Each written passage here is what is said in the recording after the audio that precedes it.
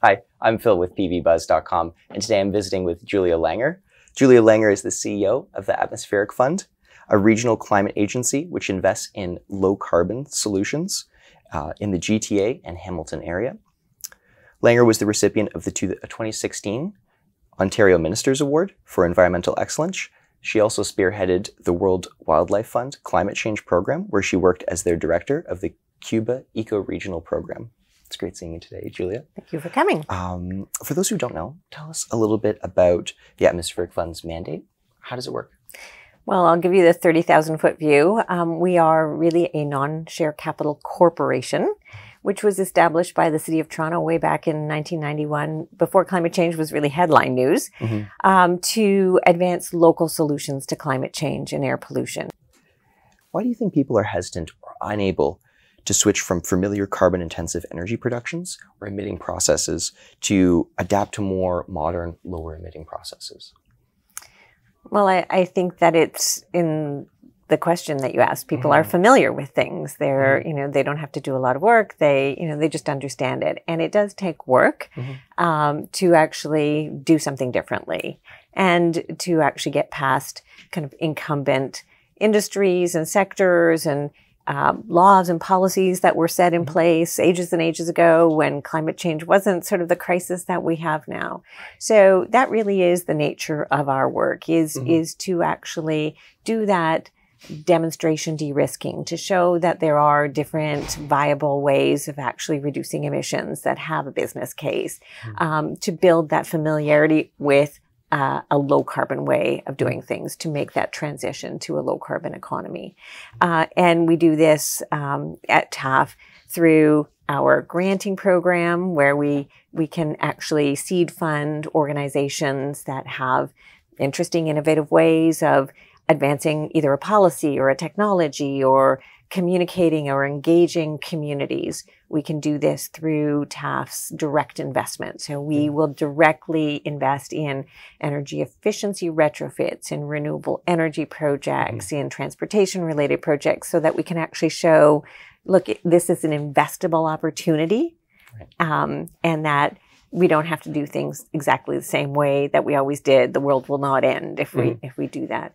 We do this a lot through our policy reform work, because that in the end is a big game-changing commercialization pathway. If you have a building code, or if you have a local bylaw that requires fuel efficiency, or there's many, many ways that policy can actually move the dial and build the new familiar and the new mode of doing things. So, it really is just a set of things that we've built up over time that haven't been built up with carbon in mind, with climate crisis in mind. And we have to turn that frame. And that is really TAF's task and mandate, is to be the change agent, the innovator, the demonstrator, the de-risking, and that sort of scaling pathway, so that we can actually all be comfortable doing things differently, low carbon. Right. For our audience, how can solar technology be used in building retrofits to lower emissions? Well, solar is pretty versatile from, what you know, and everybody in your group probably knows. Buildings, obviously, you can put solar on pretty much any building that faces south and that isn't shaded. Obviously, the economics are the key. And also there are policy barriers. And this is something that we have worked on over the years. It used to be, nobody knew what the technology was. How did you hook up? What was the business case? We did some early work in that space. We were, one of the major funders of the campaign to get the feed-in tariff for the Green Energy Act. And now it's much more commercial. So TAF's work is not as needed. So, part of this goes through evolution, right?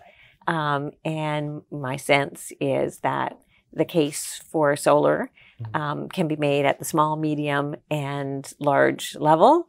It's much more sort of commercial. It's much more straightforward than, say, multi-measure retrofits. Right. So we certainly look to integrate solar where we can in buildings. They're not all, amenable to it. Right. But it's pretty straightforward to make that case and to have the technology where it's practical. Right. Solar technology is powering businesses, powering individual homes across the province. What more needs to be done to encourage green technology growth in Ontario? Well, certainly the financial and policy environment is key. So the technology goes. And people will continue improving it, and we know that. But right now in Ontario and in the Greater Toronto Hamilton area is sort of a subset of that. There's no feed-in tariff, for instance. So if you can make it work behind the meter, or if you can make it work on a commercial basis, without that, then you can actually accelerate.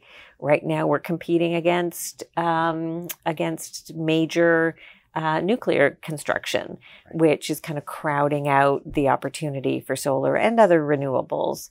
Right in Toronto, offshore wind would be a really great solution to our electricity constraints. It could be direct connected at Lakeview, for instance, but we've got sort of a bias against wind in general and offshore wind in particular, which is not allowing that technology to be deployed at scale.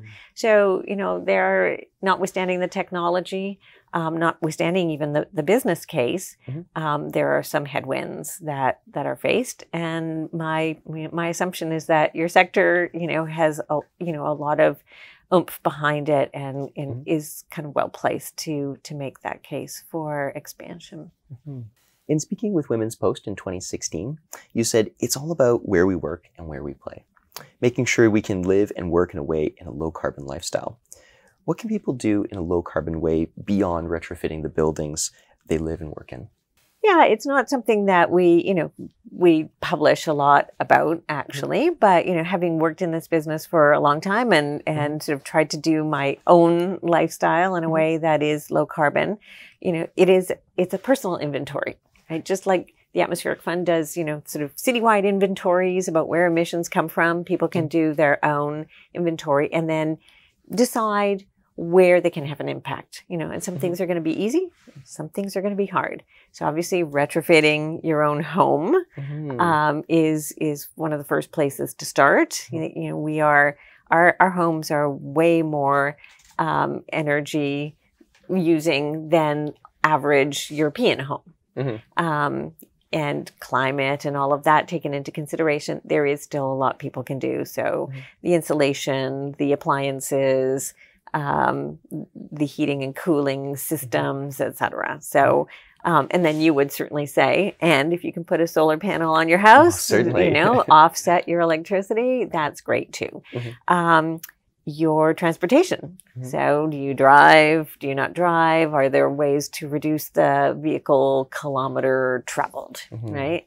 Whether it's using other modes of transportation or certainly having a more fuel efficient car, electrification of transportation is here. So 10 years ago it was kind of a dream. Now it's just climbing like crazy, and lots of opportunities in terms of, different types of vehicles.